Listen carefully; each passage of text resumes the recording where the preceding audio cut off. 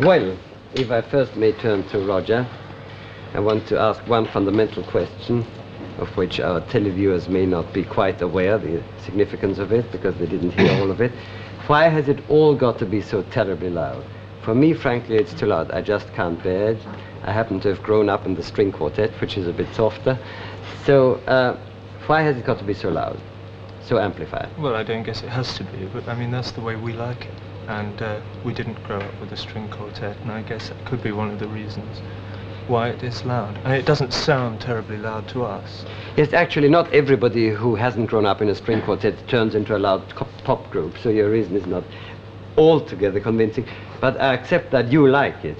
What I'm saying is that if one gets immune to this kind of sound, one may find it difficult to appreciate softer types of sound. Sid, yes? No? I don't think that's so. No. I mean, everybody listens. We don't need it very loud to be able to hear it, and some of it is very quiet, in fact. Right. Personally, I like quiet music just as much as loud music.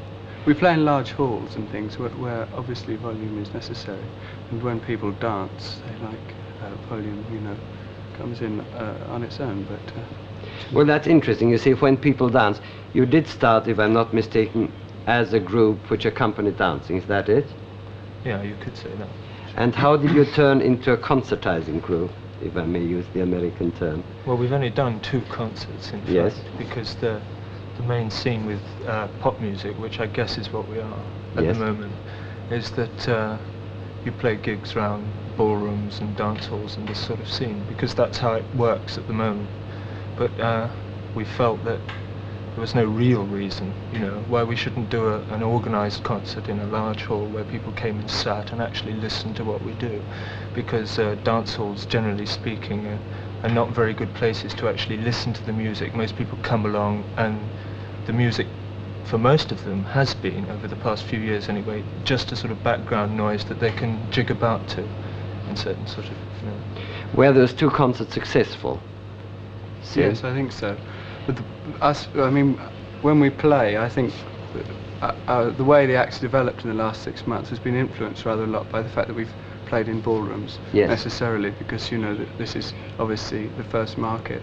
But I think concerts have given us a chance to realise that maybe the music we play isn't directed at dancing necessarily like normal pop groups have been in the past. Have you encountered any hostility towards your creation? Well, yes, we have, but I mean, I guess there's been quite a lot of hostility going on in odd places in the country. I mean, the only hostility we've actually seen, of course, is that which has hit the national press and things. The sort of professional knockers like Robert Pittman and people have had a go at us. Do you, in your turn, feel aggressive toward your audiences?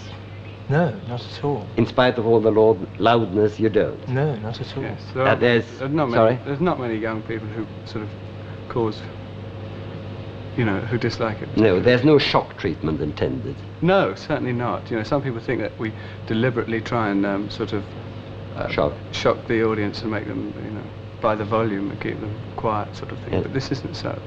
Well, there it is. I think you can pass your verdict as well as I can. My verdict is that it is a little bit of a regression to childhood. But after all, why not?